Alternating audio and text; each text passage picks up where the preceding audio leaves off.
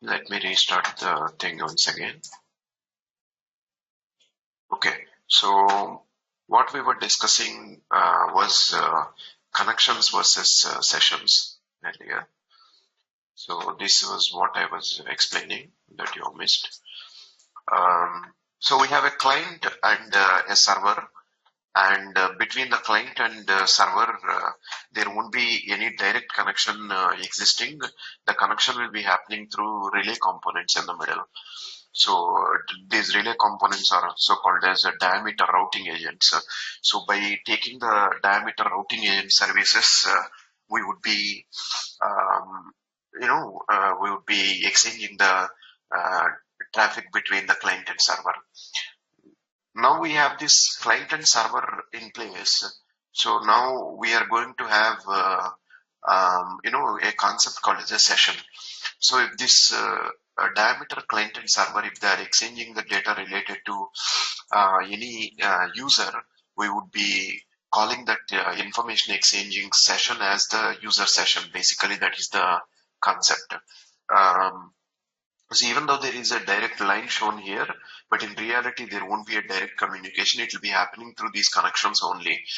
But we just want to call that a session and the user related sessions. That's the primary idea there. So if there is MME, if there is HSS, these are called as diameter client and diameter server.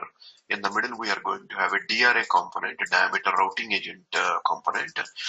When MME sends the message to DRA, then DRA forwards that request message related to a particular user to your HSS. It forwards it, and when HSS replies back to that message, and that reply would be forwarded to the MME by the DRA. So DRA here is just playing a kind of a transport role. Its major duty is to just observe the diameter messages and keep forwarding them to wherever they are supposed to forward. That's all. So this message exchanging is happening with the help of these peer connections that are existing between the client and relay agent to the server.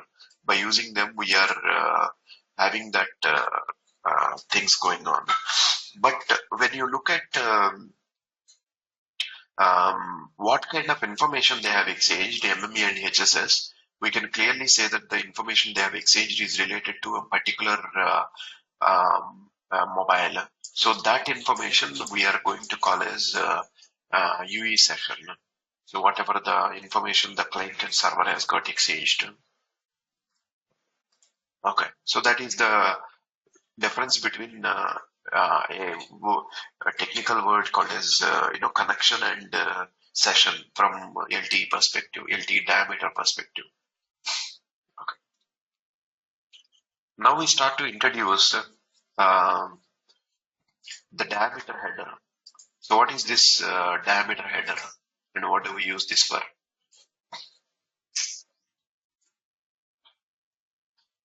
Every message should have some kind of a structure. So diameter messages also have some kind of a structure. This is the structure. In here, each and every line represents 32 bits. So the first 8 bits field is version. So what is this version? This version is a diameter protocol version. And the possible values for this diameter protocol version are 0 to 255 because 8 bits range is 2 power 8 minus 1. That's the version value.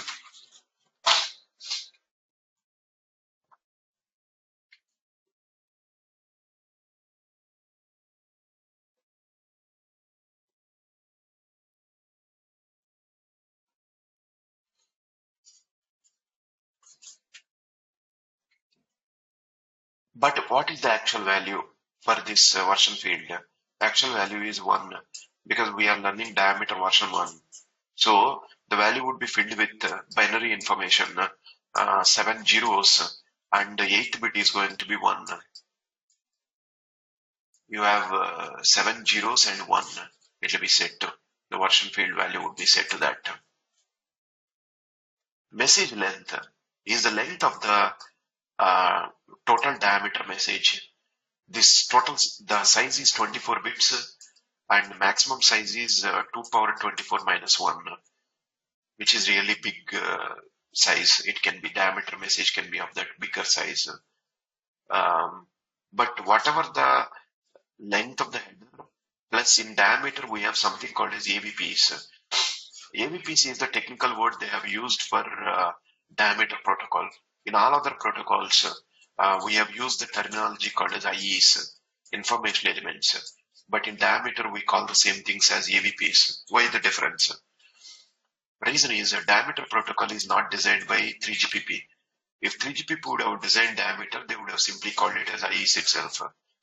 But because diameter is designed by IETF, not by 3GPP, so IETF people have called it as AVPs. Their own notation they followed.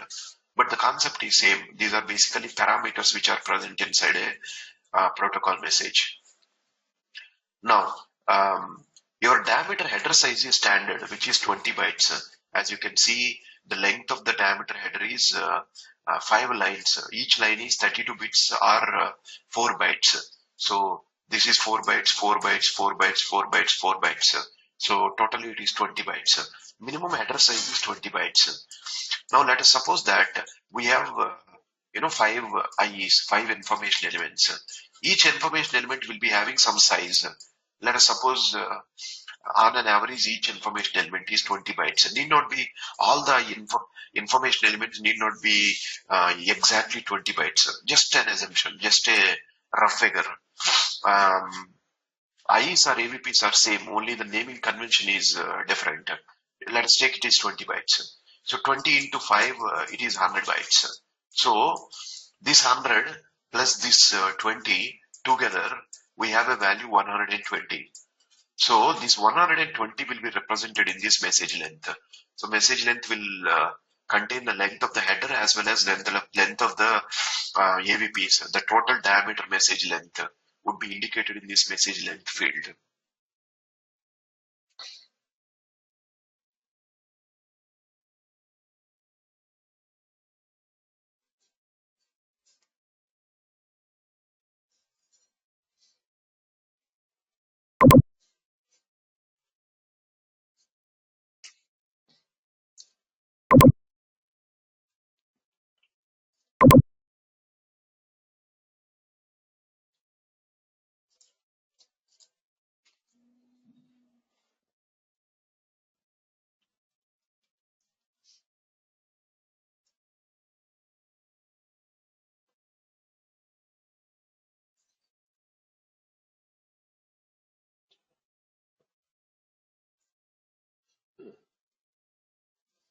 Again, why they have called it as AVP? AVP actually stands for attribute value pair.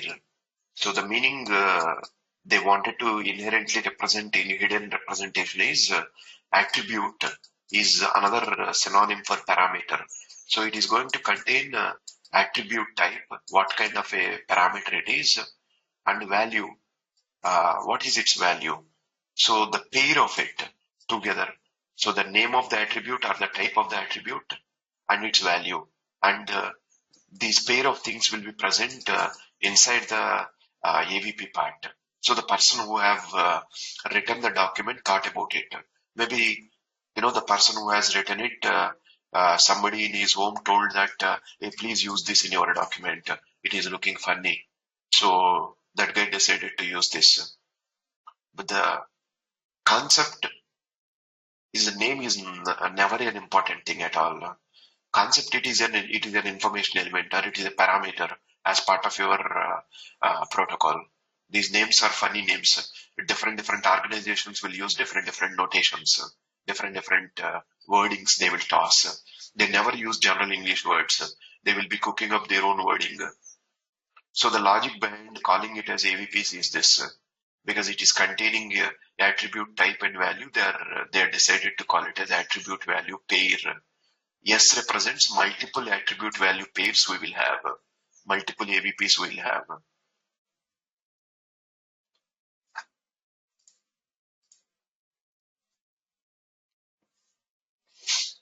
All right.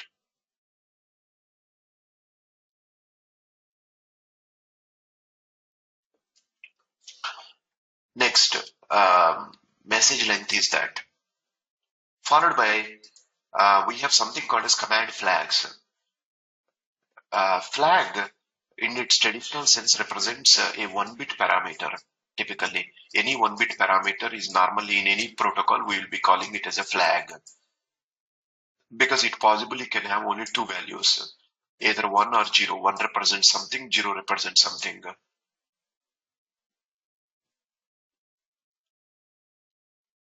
Now, how many command flags we have? 8.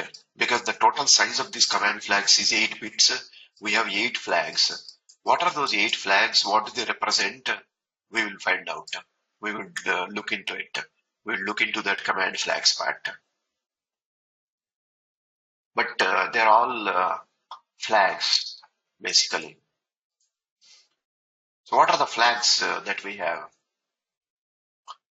R, P, E, T, R, R, R, R. So each one uh, represents something. This first R represents something called as a request flag. In Daimeter,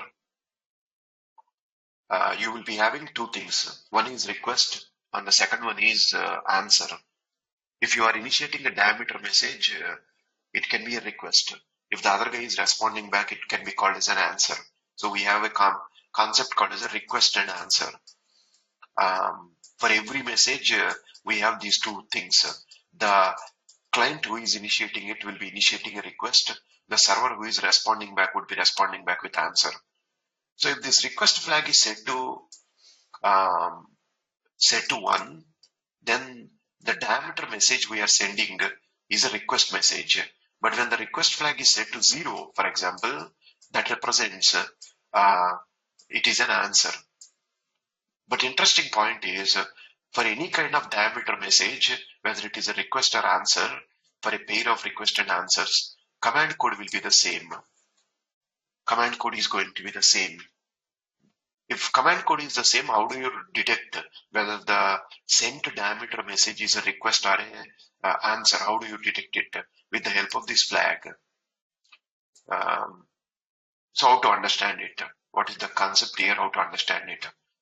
Let us take MME and HSS. We have two components here. MME can send a message to HSS called as authentication information request, asking HSS, please provide subscribers authentication details. I want to validate the user and if I wanted to start the security mode, etc. Please provide the user's authentication information. MME can request it from HSS. What does HSS do the moment it receives the authentication information request message? It replies back with authentication information answer. Okay, so what is the interesting part for these two commands? For both the commands, command code is fixed, which is 318 is the command code, which is fixed. 318 is the command code it is fixed by 3GPP. Then how do you recognize which one is authentication information request, which one is authentication information answer? In request flag would be set to 1. In here, R flag would be set to 1 in this. In here, in authentication information answer, the request flag would be set to 0. That is how we segregate the difference between which one is a request procedure, which one is an answer message. We'll identify that. Code is going to be same for both request as well as answer. Okay, so that is the concept of R. Next, P. P stands for proxiable. What is the meaning of proxiable? What it represents actually? Proxiable represents.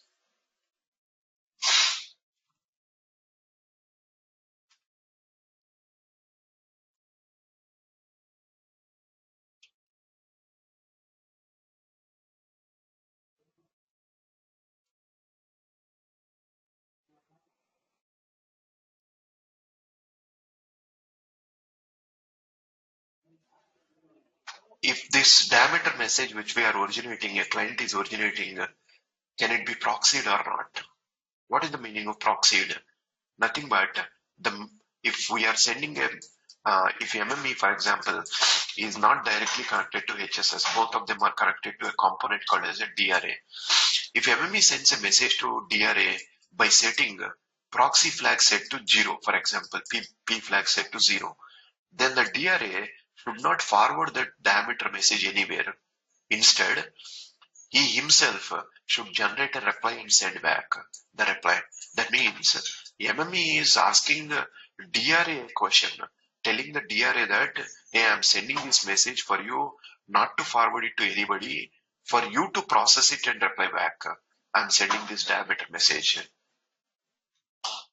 So if the components want to actually communicate with the middle components themselves and ask them the questions and receive the replies, we have to set the proxiable flag to 0. By setting it, we are asking that DRA components in the middle not forward the message further. You yourself have to come back and reply. That's what this proxiable represents. But when the proxiable is set to 1, then there is a permission for the diameter routing agent in the middle. He can process it and forward it further to a component which can, which can send a reply back. Obviously, we will not be blindly sending it to anybody. We'll be logically, DRA component need to logically find out which is the desired receiving component for this message. Need to find out that by reading the diameter full information, and based on that only the DRA will forward it further. But basically, this proxy flag is going to tell the diameter routing agent that whether first of all this diameter message should be considered for forwarding or should not. If it is not considered for forwarding, your DRA component himself quickly come back to MME and tell that you have sent me a message, asked for something, I am providing you that something. Job done. That is the meaning of proxiable. When do we use that proxiable set to 1, or when do we use proxiable set to 0? We'll understand more examples on that in the coming up functionality discussion. Next, E flag. E flag stands for error flag or erroneous flag. If in the diameter message, especially in the AVPs, if any erroneous data present, any of the AVP, that means the guy who is sending the diameter message, he himself knows that some of the AVPs are carrying some erroneous information, which is not correct information, which is erroneous information. In such cases, the guy who is sending the diameter message have to set this error flag to 1. Otherwise, he is going to set this error flag to 0 if the diameter message is not erroneous. Why the diameter message is going to be erroneous? We'll study that reason also. We will be looking into it. We'll be looking into those aspects. But I'm explaining you here, if diameter message for any reason containing errors, the error flag must be set to 1, otherwise it must be set to 0. But there is one rule in LTE, or one rule in, in diameter itself, not in LTE, but diameter. In the request messages, error flag should never be set to 1. So whenever the R flag is set to 1, E flag always will be set to 0 whenever R flag is set to 1. Only errors can be present when the R flag is set to 0. That means only in the diameter answer messages you can contain the errors. Diameter requests should not contain errors. So that is a rule that they have decided.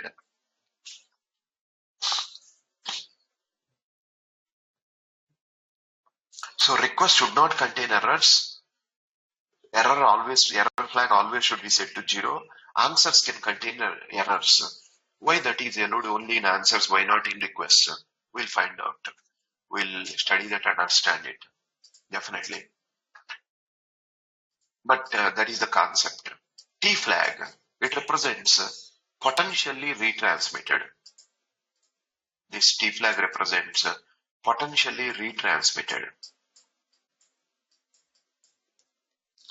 If a diameter message is getting transmitted multiple times, If you have sent a diameter message originally at one time, and later you have sent diameter message after sometime we have retransmitted that time we are going to set retransmitted flag to 1. We are going to set it to.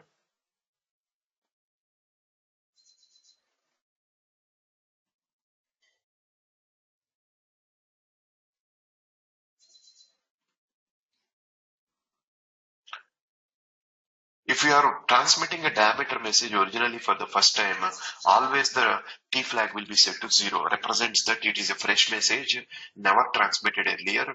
This is a new message, absolutely fresh. That is the meaning of T flag is set to 0. Okay, when do we have to retransmit? We'll have to determine that idea. We will look into it again. But we are just understanding the concept of these flags right now, for what purposes these flags are used. Next 4 flags, we don't need to study anything. These flags are actually called as reserved flags. Reserved for the future. No use with these flags. Just ignored. Great. Flags are completed. Now we already studied the command code. This command code represents what kind of a diameter message we are sending. Every diameter message will have a code. So if MME and HSS exchanges a lot of messages, for every different message there will be a code reserved. So depending on the code number, the receiving I can understand what kind of information the sender is requesting, and it can act accordingly and respond back accordingly. Depending on what you are requesting, what the sender is requesting. That's the command code. Then application ID. What is application ID? Every diameter interface, every different diameter interface will have a different application ID. What do I mean by diameter interface? For example, if you take MME to HSS as the interface, between MME to HSS we have a interface called as S6A, a diameter protocol work on an interface called as S6A. For S6A, there is the application ID present, which is reserved as 16777251. It is fixed. Nobody can change this. That is the value of the application ID if it is S6A. If it is, for example, S13, like MME to EIR, if MME is communicating with EIR component, that interface is called as S13. For this S13 interface, the application ID is 16777252. So for every different diameter interface, diameter can be used on many interfaces. On one interface or one application, there would be one ID. That's it. On that application, for example, on S6A, you can have a lot of commands. MME to HSS, application ID is fixed. So any messages that are getting exchanged between MME to HSS, application ID will be this number only, 16777251 only. But command codes will be different. For different kinds of different information exchange, we will be using different commands. There's a primary idea there.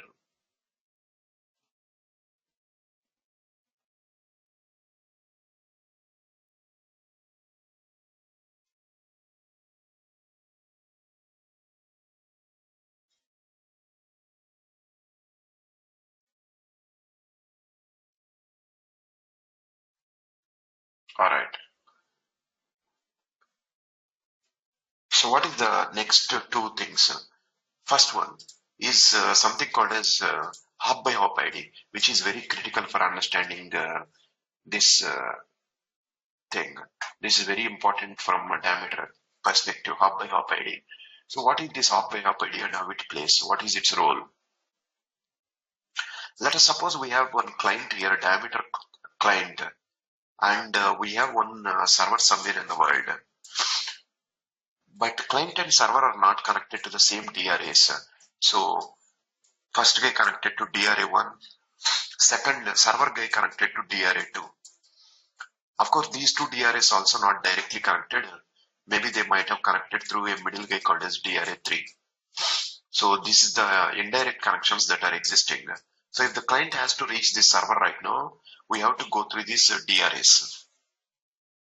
Okay, fine. What does the client to do at the time when it is generating a diameter message? In this diameter message, in the AVPs, in the form of AVPs, we have something called as a routing AVPs. Okay, so what is this routing AVPs in diameter message? What exactly is this routing AVPs? These routing AVPs will help the middle components to forward the diameter message further to reach the destination. In diameter, client will never know the IP address of the server. Client can never send any data directly by packing it into IP packet with the client's address as the source, server's address as the destination. Not possible. You never know the server's IP address directly.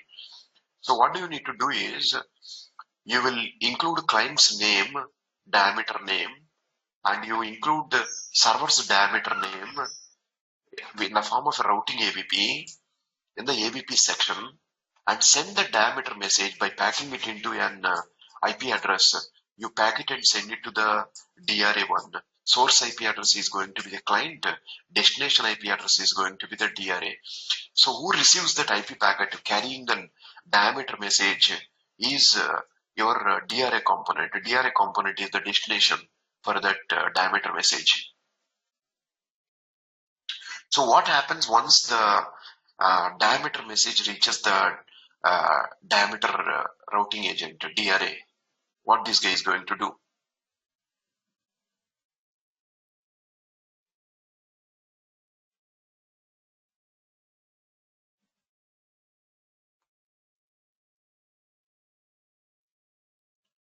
DRA understands that will control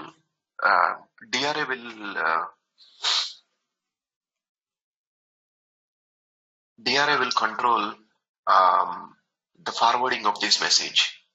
How? Because he received the IP packet, he opens the diameter message and reads the routing AVPs and understand what is the server's details. Once the DRA reads the server's details, your DRA takes a decision. Your DRA might have been connected to many DRAs in the real world, but your DRA decides that, okay, because the server's name is so and so, I know that to reach that server, this is the best path. I have to forward that diameter message to DRA3. It will determine and it will start forwarding it to DRA3 will forward it. So what happens? Diameter message again will be packed into IP packet. Source IP address being DRA1, destination IP address being DRA3. This will be the destination IP address. We send the diameter message to DRA3. Once DRA3 gets it, he opens the IP packet and extract the diameter message. Again, this guy also reads the AVPs, especially the routing AVPs. He read it and understand where this need to be sent to the server. Even though your DRA3 is connected to many other DRAs, on the basis of the server's AVP address, which is a diameter address, this guy decides that, okay, I should not forward it to any of the other DRAs. I better forward it to DRA2. It will start forwarding it to DRA2. So again, source IP address is DRA3, destination IP address is DRA2. We would send it to DRA2. Once DRA2 gets it, he opens the IP packet and he reads the diameter message inside. And that diameter message, he finally reads the routing AVP and understands that even though I'm connected to many DRAs, what do I do is I will forward it to the server, because I know that this particular AVP name belongs to this particular server. So I am already connected to the server. I forward it to the server. So the DRA components are basically reading this routing AVPs. They were routing AVPs that are present in the diameter AVP section. And on the basis of those routing AVPs, They are determining to which next component they have to forward the diameter message, and they are forwarding the diameter messages. So your DRS will be playing a very important role. All across the world, these DRS are implemented by, IEEE or IANA.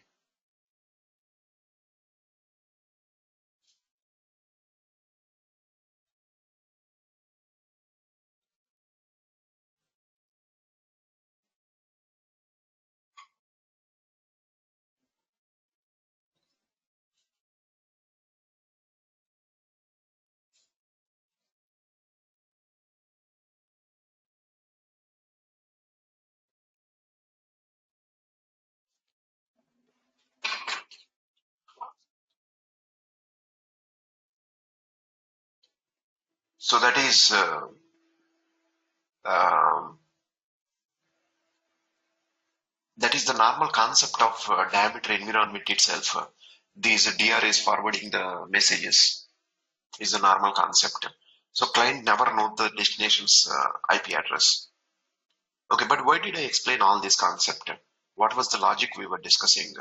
We were discussing about a parameter called as a hop by hop identity or hop by hop identifier.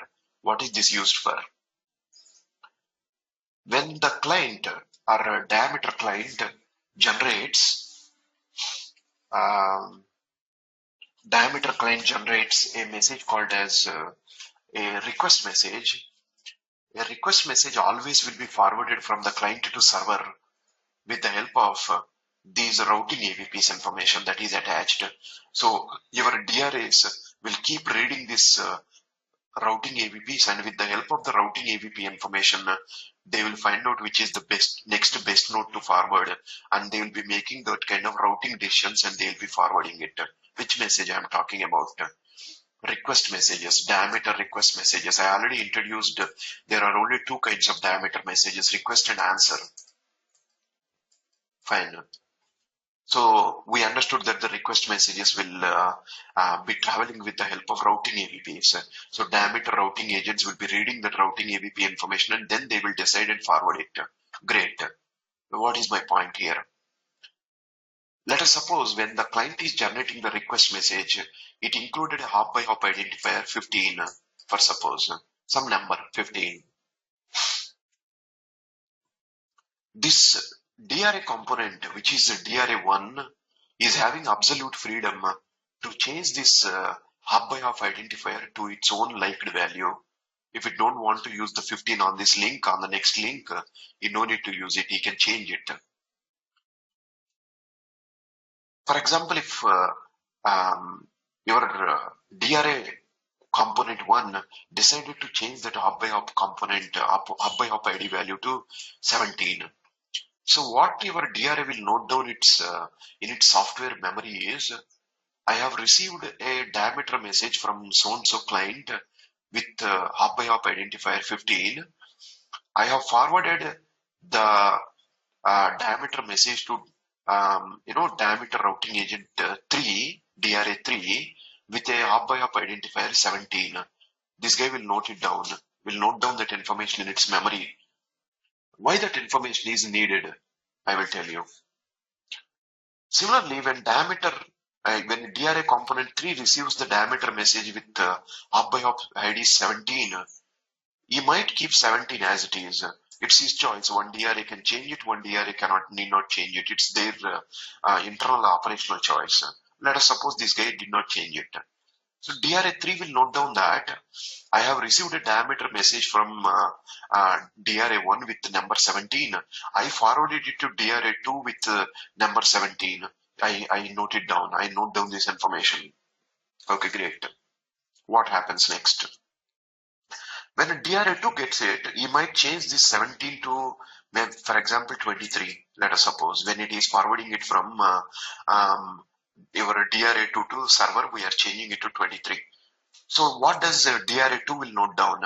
DRA2 will note down, I have received a diameter message from DRA3 with the number 17. I have forwarded it to the server with the number 23. This guy will note it down. Why these guys are changing the numbers and why they are noting it down? Why they are changing We will discuss it later. But why they are noting it down? What is the logic behind noting it down? This is the most important part. Unlike the request messages which travel with the help of routing AVPs, the information present in the AVP is called as routing AVPs information present. The answer messages that will come back will never travel with the help of routing AVPs. The answer messages will travel with the help of this number system that is created all across the path. That means the server which is responding back will never need to add any kind of routing AVPs at all to send the data to the client. So when he generates the reply, he knew that because I have received a diameter request from DRA2 with number 23, I have to send the diameter answer message back to the your diameter component itself, DRA2 itself, with the same number 23 itself. I will send it.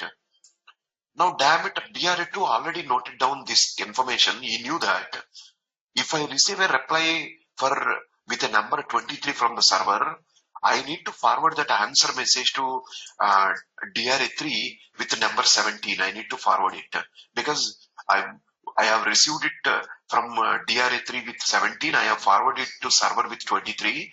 When I received a reply with 23, I need to send it to DRA3 with 17.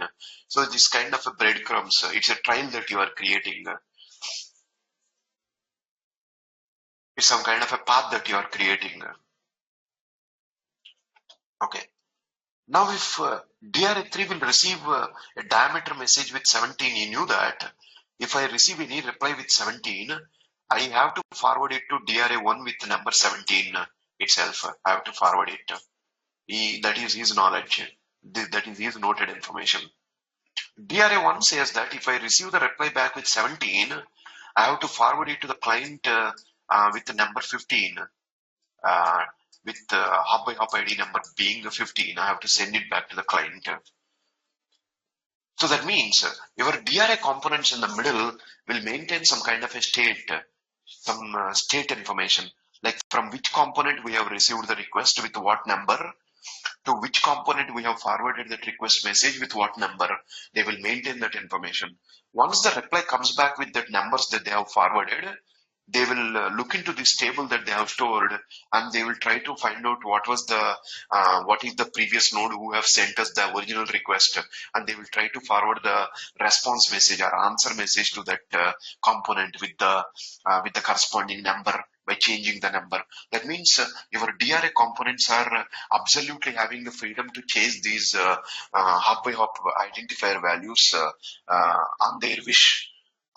They can change it always. Whatever number they want to use, they can use it.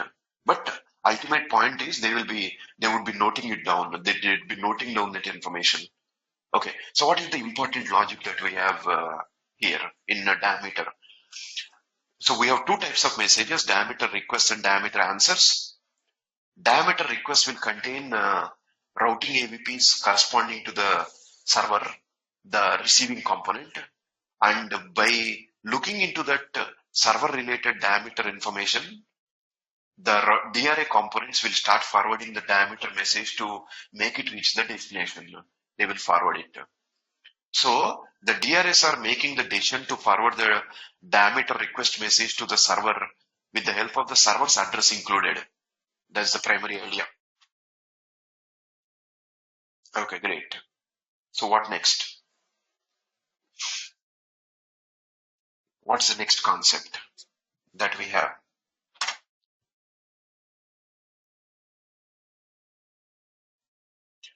If answer message is coming back, you don't need this information because we already created a trail with numbers. You just have to follow that number path because the components are already maintaining that number linkings from which component we have received with what number. So you just have to follow that in a reverse order. You don't need to look into the routing AVPs at all. We don't need to do that.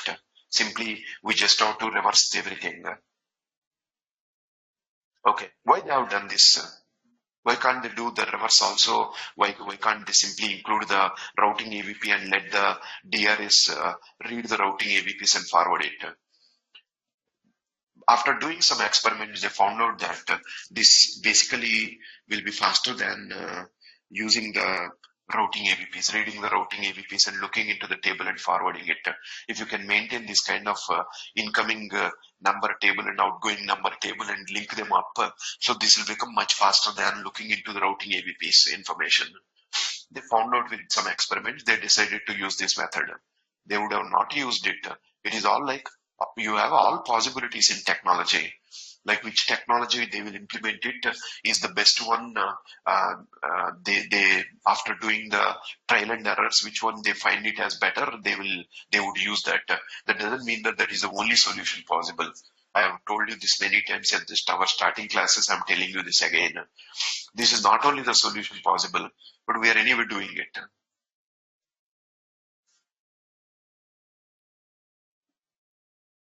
I mean, header side itself, slide itself, I have not changed it. I'm explaining everything in here only.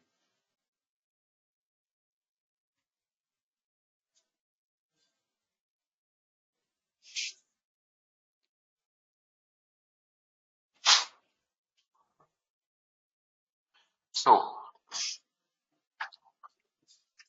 so that is the concept of hop by hop identifier. That's the purpose of hop by hop identifier, to create this kind of a trial.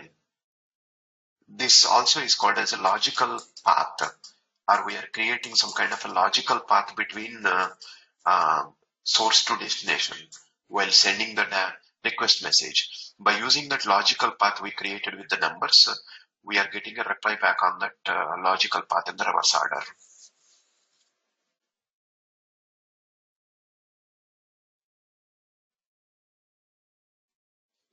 Okay, we understood the advantage. So it is going to take less time for doing this operation compared to reading the routing AVPs from the routing tables. That's why they have decided it very well. But why we need to change the numbers? What is the logic of changing the numbers? And is there any other purpose for this hop by hop identifier? I will explain. So um, we take one MME. There is another MME, and we have a DRA, and we have HSS. This is MME1. This is MME2. This is DRA. Both the MMEs are connected to this DRA, and DRA is obviously connected to HSS. This MME is generating one authentication information request for one of his users with hop by hop identifier number being 15. Let us assume hop by hop identifier number being 15. DRA, once it receives it, by looking into the routing AVPs present, your DRA understands that okay, this Daimeter message must be forwarded to this HSS, and he will forward this authentication information request message to HSS with what number 15, um, which number, hop by hop identifier number 15. So your DRA will only note down, I have received the so and so authentication information request message with hop by hop identifier number 15 from MME1, forwarded it to HSS with the same number 15. So his DRA's idea is, if he receives the reply back with 15, he need to forward that reply to the MME1. That is the idea. If HSS sends any reply with the same number 15, definitely that should go to MME1. Meanwhile, MME2 is also generating authentication information request, and he is using hop by hop identifier number being 16 at the same time. It's doing that. Now, your DRA component will forward this authentication information request message to HSS with number 16. And now DRA is not confused at all. If he receives a reply with number 15, DRA would send it to MME1. If HSS replies back with number 16, it forwards it to MME2. The idea is pretty clear because there is no conflict in numbers. But These two MMEs are actually not coordinating with each other. These two MMEs are independent MMEs. They will be working independently. They will never try to coordinate with each other and say, hey, what hop by hop identifier you are using, what hop by hop identifier I'm using. There is no such communication happens between MMEs about these hop by hop identifiers. So what I'm trying to say, instead of using 16 as the hop by hop identifier, MME2 is also used 15 as its hop by hop identifier for its authentication information request. If DRA forwards even this authentication information request also with 15, now there will be a full confusion.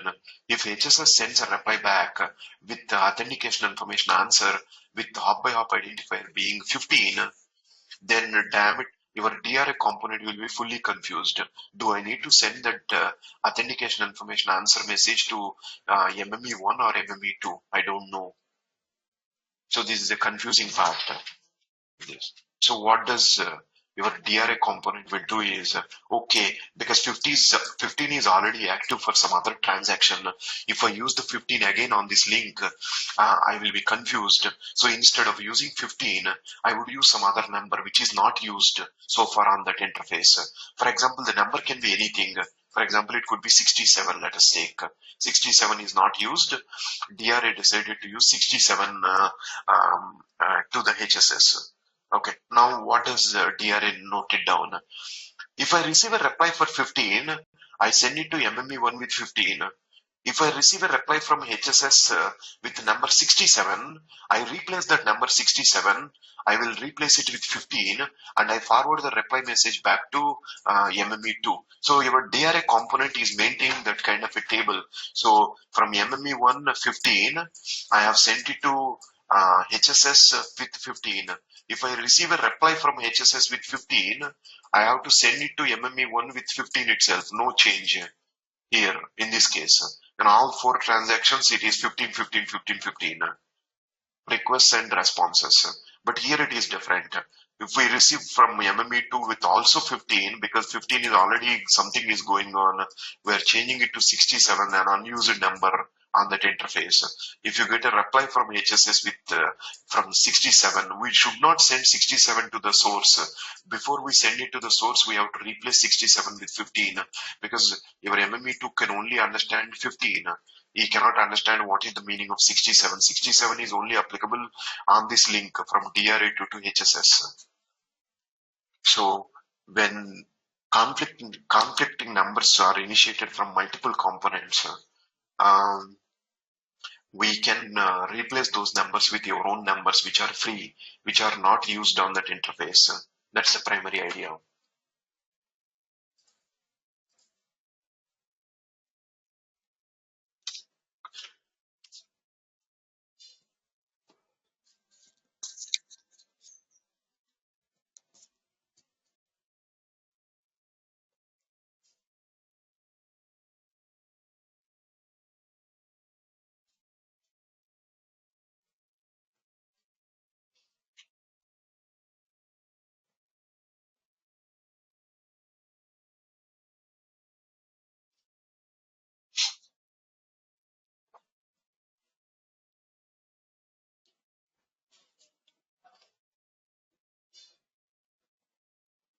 So that is end-to-end identifier. So sorry, hop by hop identifier. So what is the other purpose of this hop by hop identifier? This is also used for used by the DRAs to maintain the maintain their status. What is the meaning of maintaining the status?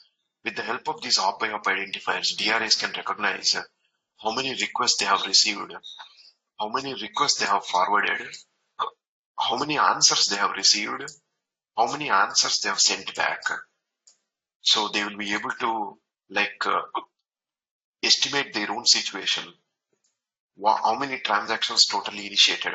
For example, DRA can have this kind of estimation. Totally, I have got 1,000 transactions initiated so far. So I have received 1,000 requests with 1,000 different numbers. And I have sent all I have sent up to now. I have sent 850 requests forward. 150 are still being processed to find out where to forward.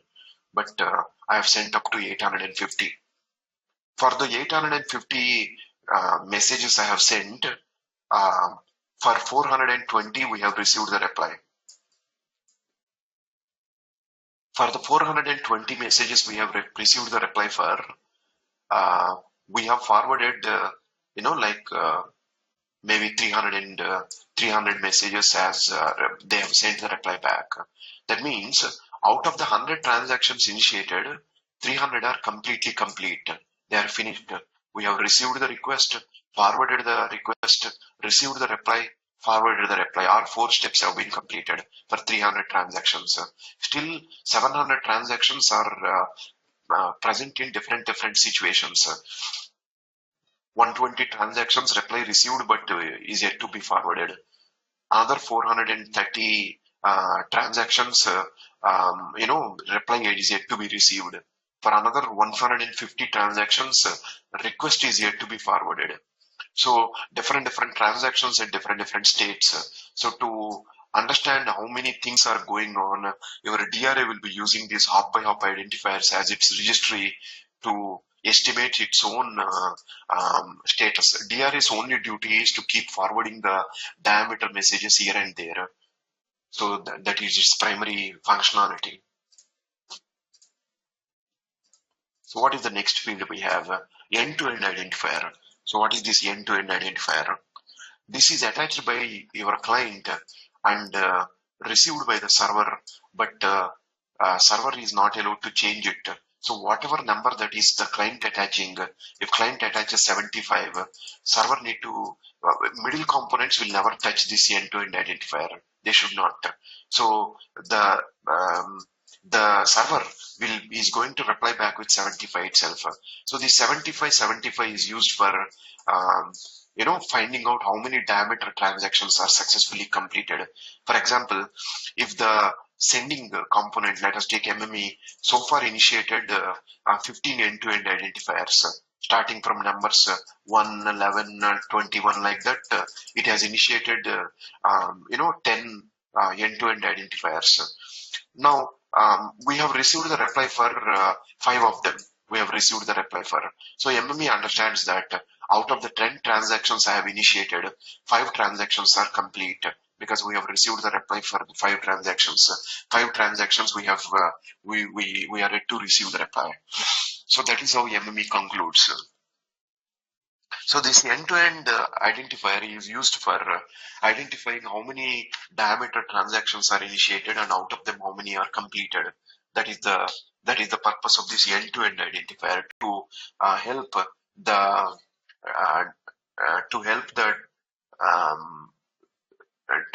the client and server to estimate the transaction status.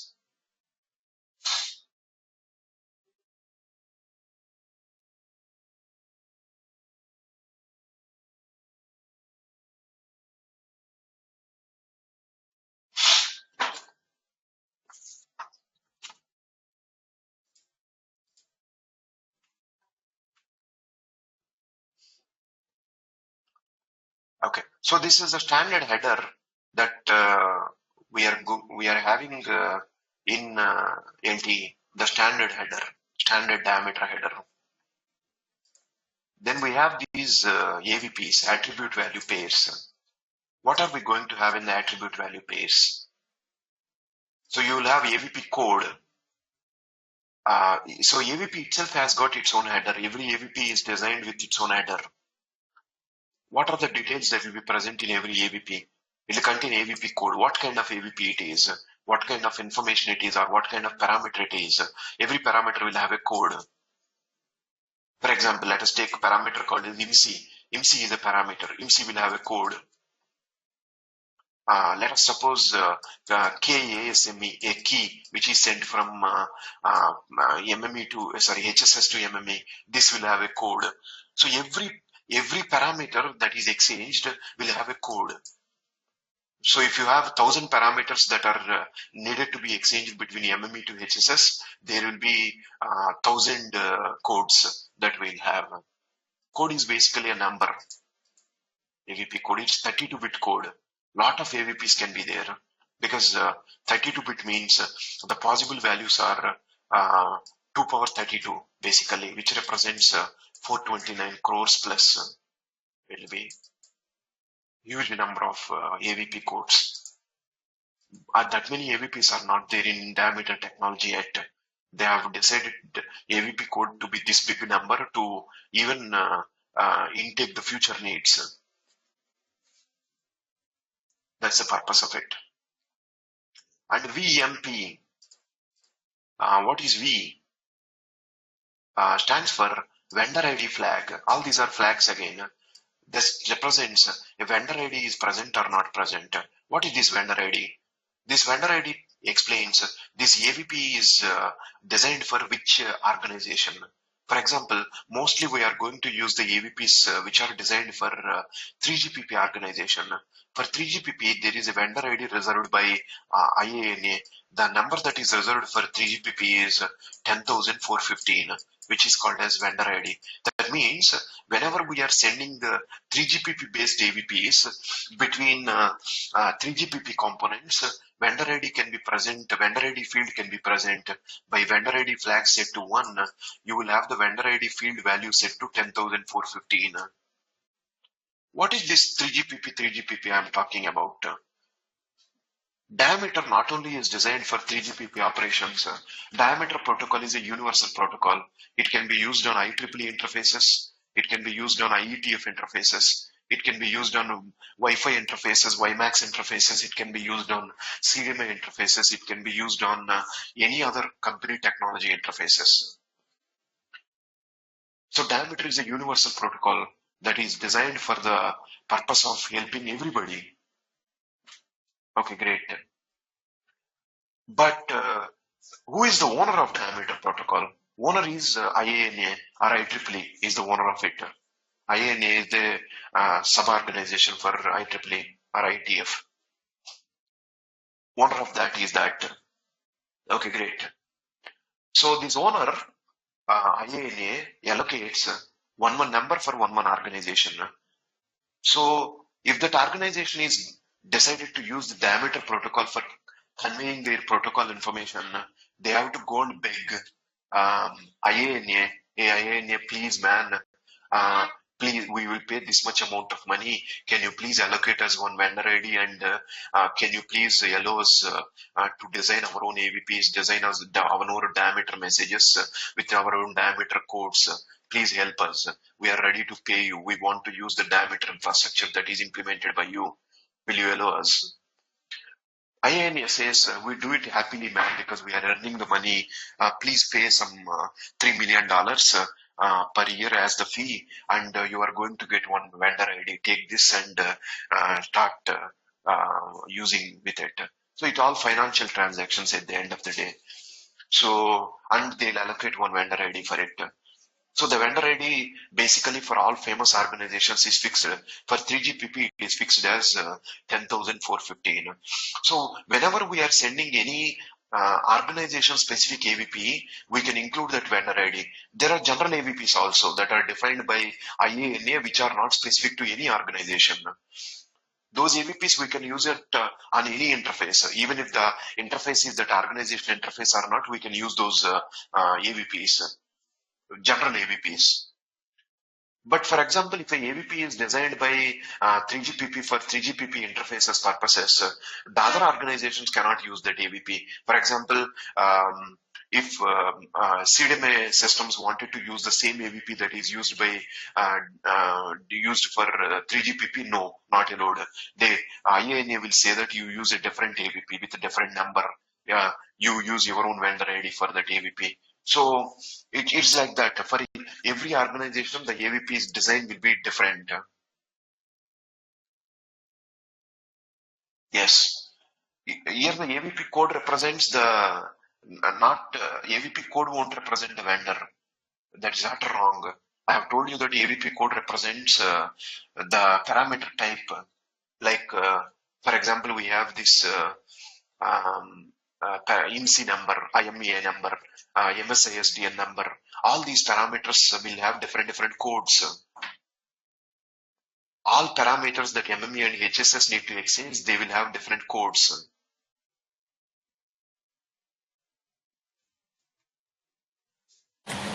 So normally, these like a diameter is used by like multiple companies to achieve their functionality in their own architecture to inherit this, and they use in their own architecture for communication. But Am I I'm correct? not talking about operator level.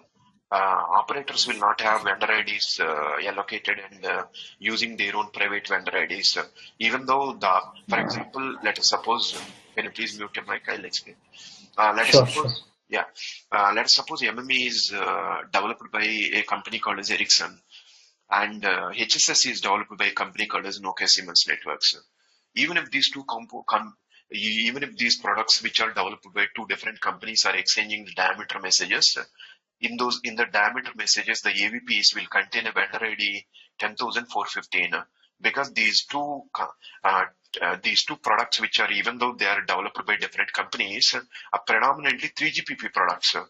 They're developing 3GPP components or 3GPP network elements. 3GPP based network elements. Vendor ID will be 10,415 only. I'm not telling you they won't allocate. I'm not telling you that they will allocate one ID for NSN and one ID for Ericsson. No, it is not. Typically, for organizations who are defining the specification, they will have the vendor ID, not for the individual operator companies or the companies which are manufacturing the products. I'm not talking at that level. Is that clear? If they want, they can actually demand. For example, if Nokia want a vendor ID, Nokia can purchase it by for their own purposes. So Nokia can do it, or Ericsson can do it, Qualcomm can do it. They can pay the money to IANA. They can reserve one vendor ID, and they can define their own AVPs, and they can get submitted to the IANA and get the permission from IANA, and they can start using those AVPs for their operations. They can absolutely do that. It is absolutely allowed. But from the technology that we are studying 3GPP specifications. So we are not studying any company's individual operations. We are studying 3GPP specifications. So from 3GPP specifications point of view, vendor ID value will always be set to 10,415 whenever we exchange information between any two 3GPP components.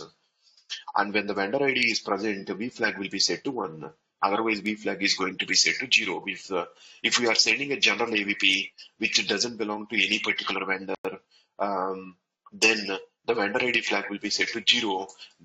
When it is set to 0, this vendor ID field itself is missing. It is optional. It may be present, it may not be present. Okay, great.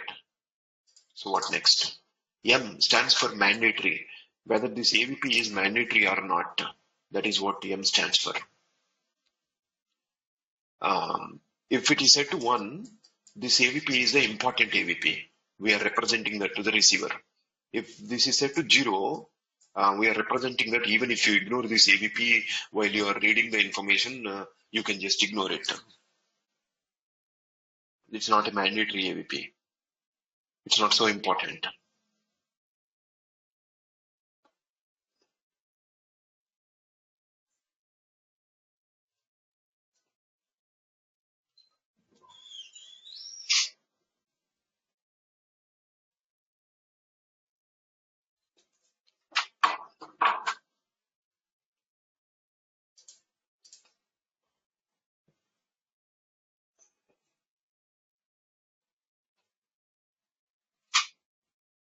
So what is this P flag? Stands for protected. What is this protected flag represents? Most of the times, whatever the information the diameter components are going to exchange are very sensitive information. So if you feel the need that the diameter AVP information need to be protected, we set this protected flag to 1. Whenever we set the protected flag to 1, this diameter data part, AVP data part, will be encrypted. This data part will be encrypted. Otherwise, it will be sent normally if it is not so sensitive information. But if you think that you are already sending sensitive information, we have to set this protected flag to 1 so that the presentation layer come into play, and presentation layer will protect that message by encrypting only the data part. Header part won't be encrypted. Only the data part will be encrypted, converted into a secret format. Only the receiver can decrypt it with the help of a decryption mechanism.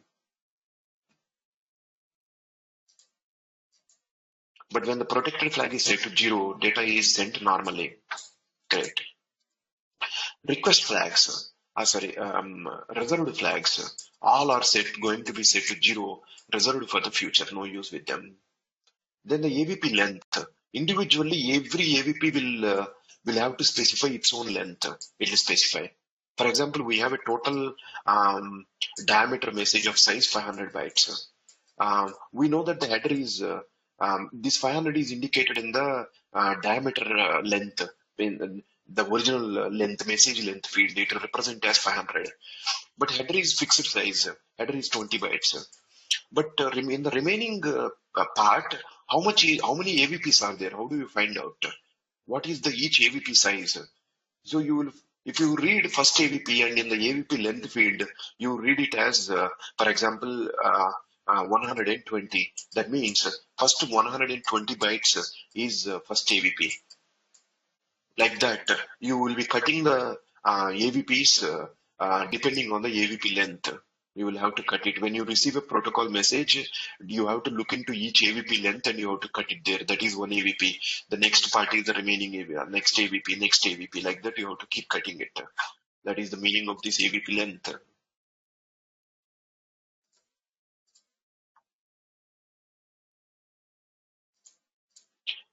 And then we have vendor ID that is present, which is optional. I already explained about the vendor ID at the time of explaining the vendor flag. So it is optional. If we want, we can keep it. Otherwise, we can ignore it. And the data is the actual AVP information. Whatever the code that we have here, for example, if AVP code says that specifies that this is the IMSI AVP, and this will contain the actual IMSI number, like mobile country code, mobile network code, and etc. The mobile subscriber identity. All those things will be present here. The data part will be that. It will contain the IMSI. If the code is that. So depending on the code, the data part will be changing. And because this data size can be varying for different AVPs, they have decided to use this AVP length. Sometimes we wanted to use vendor ID, sometimes not. They have made it optional. They have added a flag to that. And this AVP can be mandatory or optional from the receiving guy's point of view. They have added one flag for it. If the data we think that is sensitive, we set it to protected mechanism so that the data can be encrypted. So that is the information we have. But ultimately, the most important information in every AVP is AVP code and AVP data. What kind of AVP it is, and what is the actual information that there. So it represents what kind of parameter it is, and it represents the type of the data we have. So these are the two things that we have.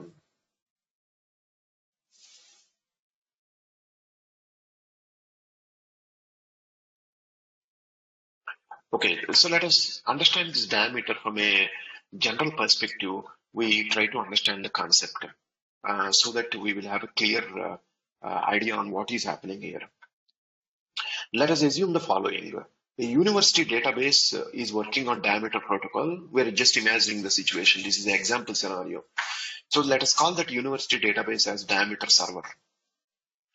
University vice chancellor, who is the head of the university, is decided to access that database. So vice chancellor's computer is the diameter client.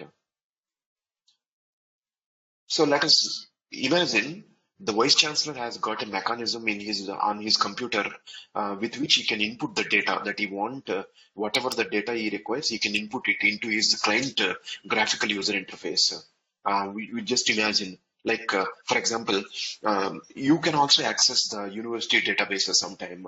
Normally, university databases will be operating on popular database protocols like MySQL or SQL, etc. But instead of it, we are using this database protocol called as Daimeter. Typically, Daimeter is a database protocol. So we are using Daimeter protocol. That is what we are imagining. And if you go into university website and if you are typing your number, like your hall ticket number or something, you get your marks list. How many marks you have scored this year? You get that information. So this MySQL request will go to the Diameter server. Diameter server will fetch your marks details and send that marks detail to you in the response. That is what happens in case of a marks list. Same thing we are considering in terms of Diameter right now.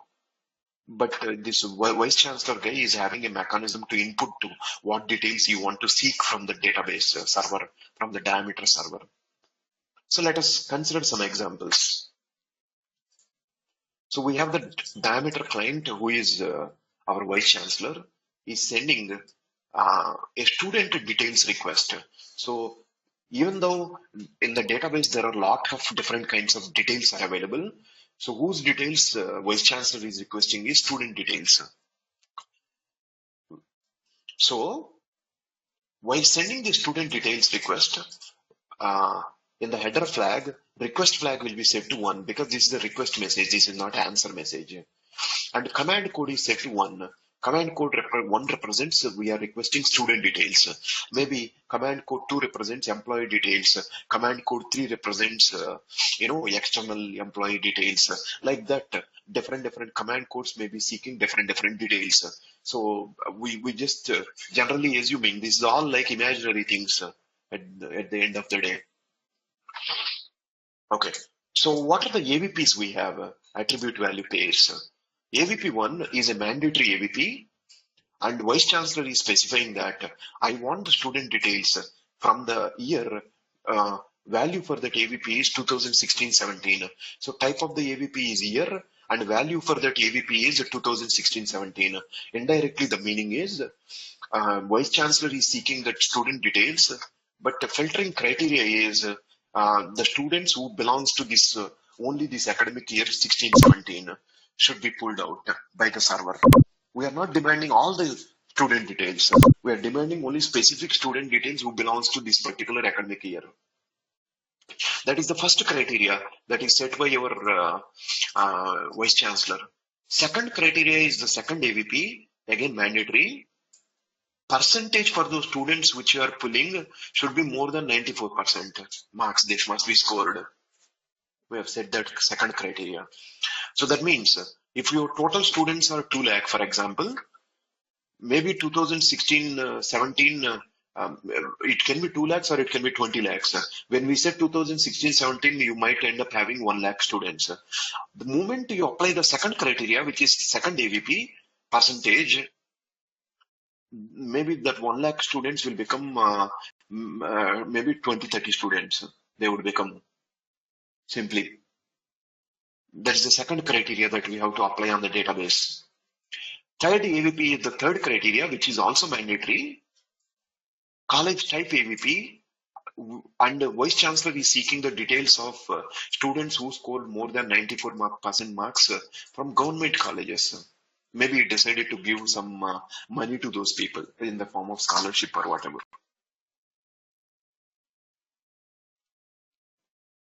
So he is seeking the details from the students who have scored those marks from GOAT colleges. The moment you apply this third filtering criteria, 30 students records will become maybe 7 records. Simply, I'm just telling you some numbers. It becomes 7 records. Now we have fourth criteria, AVP4, which is optional AVP, not a mandatory AVP. College area. That too, we want the colleges, government colleges from the rural government colleges. Now, If the database successfully applies this fourth criteria also, maybe let us suppose 7 students will become 4 students. Maybe the remaining 3 guys have got 94% marks from urban colleges or semi-urban colleges, not from the rural colleges. Okay, so uh, we exclusively want it from the rural area colleges. So every criteria is diminishing the total student records that are extracted by your database server or your Diameter server. So we are imagining that your server, Diameter server, understood all the 4 criteria successfully and is replying this kind of a response. Student details answer. In the header, request flag will be set to 0 because it is answer. Request flag must be set to 0, and command code is the same. Command code is one only. Whatever command code we use in request, we use it in answer. By setting it to request flag set to 0, we will be calling it as answer. Now AVP1 is mandatory, explaining results AVP. What happened to this Diameter procedure? Is it successful or failed? It is reporting back to you that Diameter is success. It's reporting to you back as it is success.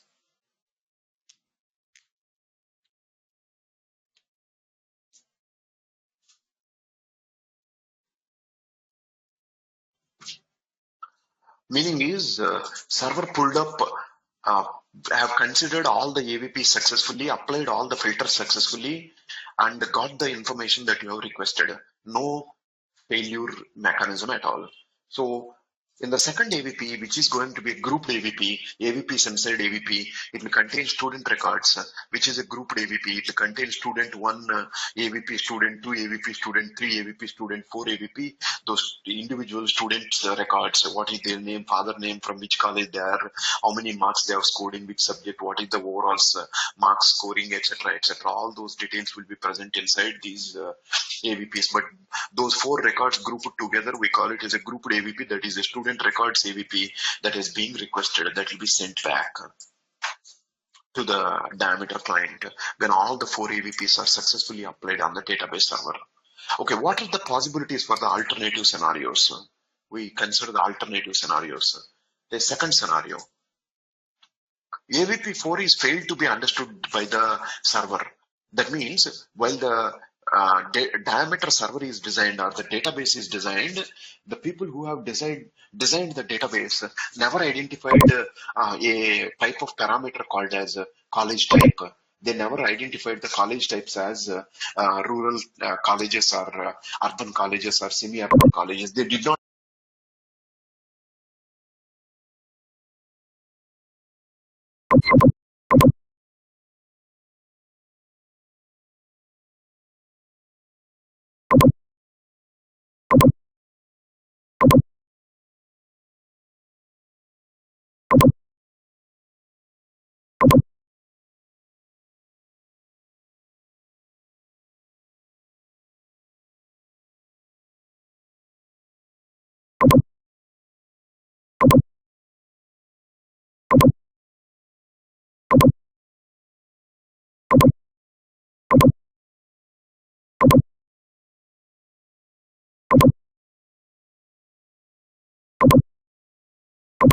Diameter server will fetch your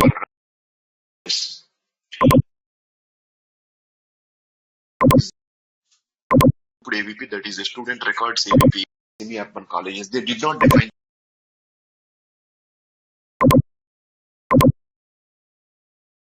AVP, that is a student records AVP that is being requested, that will be sent back to the Diameter client when all the 4 AVPs are successfully applied on the database server.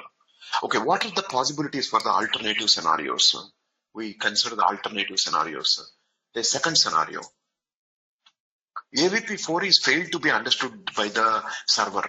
That means while the Diameter server is designed or the database is designed, the people who have designed the database never identified a type of parameter called as college type. They never identified the college types as rural colleges or urban colleges or semi-urban colleges. They did not define such a parameter in the database design itself. So the database don't know what is the meaning of college type. The database did not understand it. But Vice Chancellor doesn't know it. So Vice Chancellor anyway decided to request the Daimeter server that, hey, if you know the college area details, um, also as rural, please filter out that and send me only those details. But even if you have not defined these college area types and you cannot identify a college area as a rural or urban or whatever, you can ignore it because this AVP is an optional AVP. So what is diameter server replying? Because AVP 4 criteria is failed to be applied as that parameter cannot be understood by the server. What server is replying back? Request is 0. It is answer basically. Error flag is set to 1. This error flag is set to 1, representing that there are some errors in this answer message. What are the errors? Who caused the errors? Or what caused the errors? These errors are caused by this. We will see with the AVPs. Command code is the same. And first AVP is the results AVP. Or results code AVP. Basically, it explaining what happened to your diameter procedure. It is explaining that the diameter partial success. It is not fully successful. It is partially successful. That's all.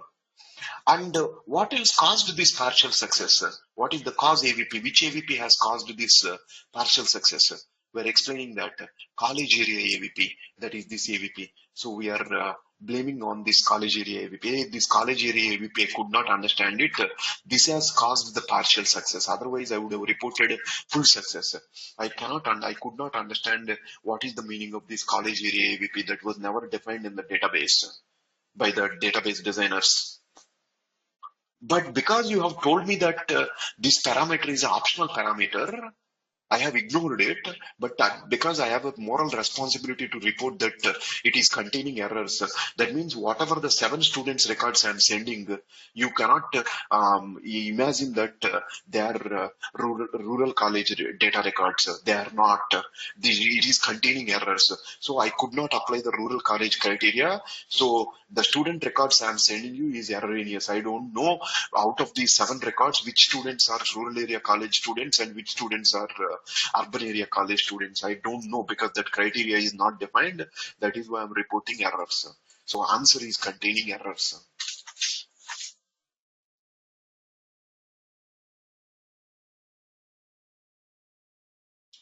But still it is partially successful, this diameter procedure. Okay, one more scenario we see. Scenario 3. We have sent the same message, students details request. This time what is happening? 2 AVPs could not be understood by the diameter server. So when the database is designed, they did not identify the college type as GOUT or college area as rural or urban. Both these parameters have never defined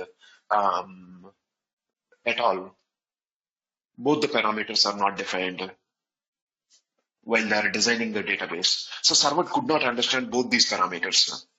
Only server could recognize first 2 parameters. Students belongs to a year and who scored more than 94% marks. Only those 2 criteria he can apply on the database. Immediately he decides to send a student's details answer by setting the results AVP to diameter failure. It won't contain any errors. We are directly reporting the failure. Why it is failed? We explain the cause AVP as college type AVP. Why we are reporting college type AVP as the cause?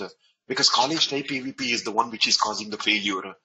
Because the your vice chancellor is setting this parameter, college type parameter, as mandatory parameter. That means that the criteria must be mandatorily applied. But the server could not apply that criteria. If server could not apply that criteria, because it is mandatory, you don't have a choice to say that there are errors.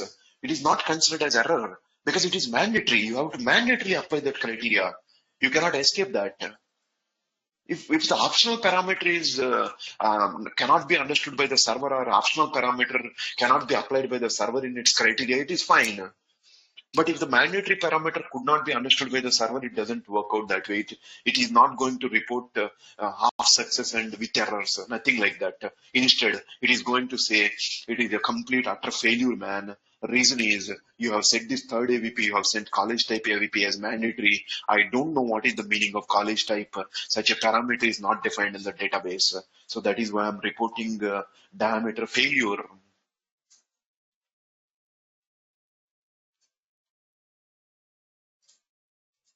I hope you guys are getting what is the meaning of AVPs. From the database perspective, AVPs are filtering criteria. Database may contain thousands and thousands of entries. It's a filtering.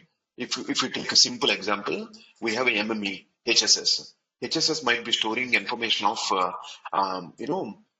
million subscribers. It can store. Now, when MME sends authentication information request, requesting authentication details, he will include one number called as INSI number inside this authentication information request. Now, out of these 5 million subscribers that are present, whose authentication details HSS need to send is this INSI users. So that means HSS will be applying filtering criteria here right now. So out of the 5 million, we will be, we will be only just getting that one guy's information and sending the reply for that one guy. It is the filtering criteria that we are applying there. That's the meaning of AVPs. So every AVP is going to be working as a filtering criteria on the database.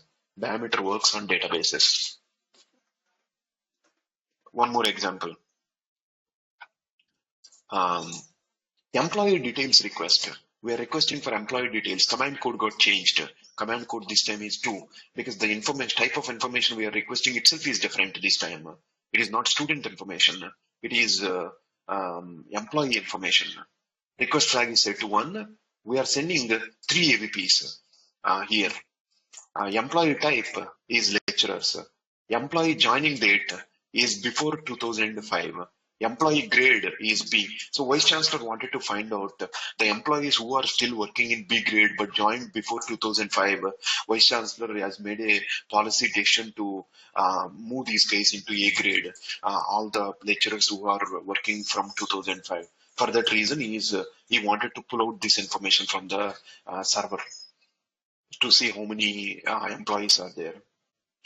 Okay, but now diameter server can report a diameter failure in this case, even though diameter server understood these 3 mandatory AVPs properly, but still there can be a failure reported. Why the failure reported?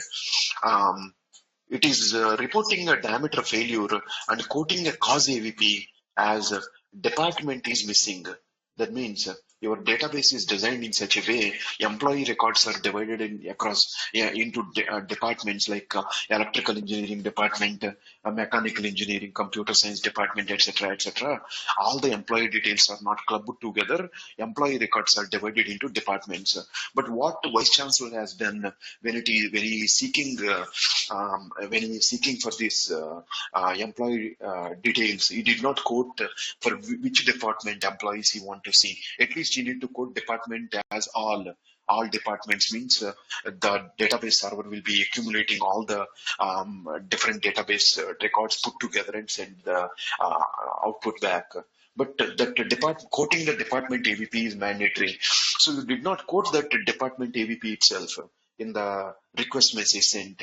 So server will say, hey, you did not quote this department thing. It is a mandatory for considering my way of designing of the database tables. You did not send me that. So there is no way I can extract the information without that parameter. So I'm rejecting your request by explaining that it is a diameter failure. Cause is one of the mandatory AVP is missing. Just a hypothetical situation here. It is not like this is how exactly it should work. This is all examples.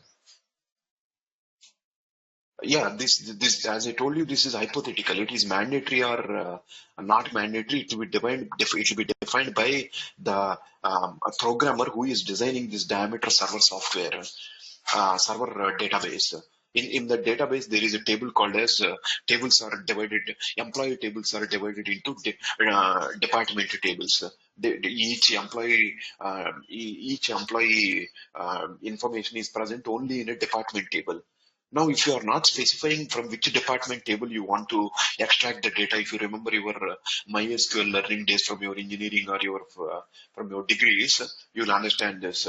So, if you won't specify from which table you have to extract the information, it can never generalize it and extract it blindly from all the tables. It won't do that. So if they, instead of having a single big database with a table for all the employees at one place and identifying just department as one entry, if they have divided the employee records across the database, across the departments, and stored it in different database tables, you must quote the department as mandatory. So it is based on the your database design. So if your database is designed with all the employee details would be present in one single table, and one of the entries is a department, now you can ask even without specifying the department, because you will be able to extract all the information of all the employees which are fulfilling these three criteria. We can extract irrespective of the department, because all database, all employee details are located in one table itself.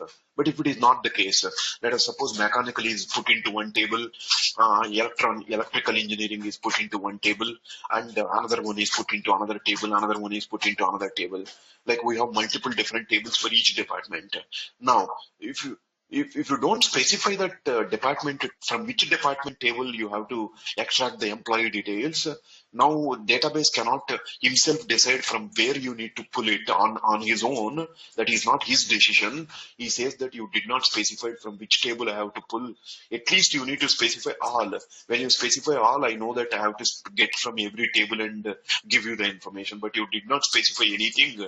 I could not make the decision on my own. So that is why I'm rejecting your request. Please send me the request with proper information. So it is dependent on the design. So based on the design, we will understand whether it is mandatory or not. Of course, when it comes to 3GPP, 3GPP would have already identified in which diameter protocol messages, which ABPs are mandatory, which ABPs are optional. They've already decided it. So they have already decided we will not have the confusion. We are having the confusion only from this generic example we are studying. But from the diameter LTE point of view, it is already fixed. Which AVPs are mandatory, which AVPs are optional in every diameter message, which we'll study in our coming up class. But is this clear? Have you understood the concept of this AVPs right now? So on the sending diameter message, AVPs are the filtering criteria. On the receiving side, AVPs will convey whether the diameter transaction is successful or not. If successful, it will contain the results of the successful transaction in the form of AVPs.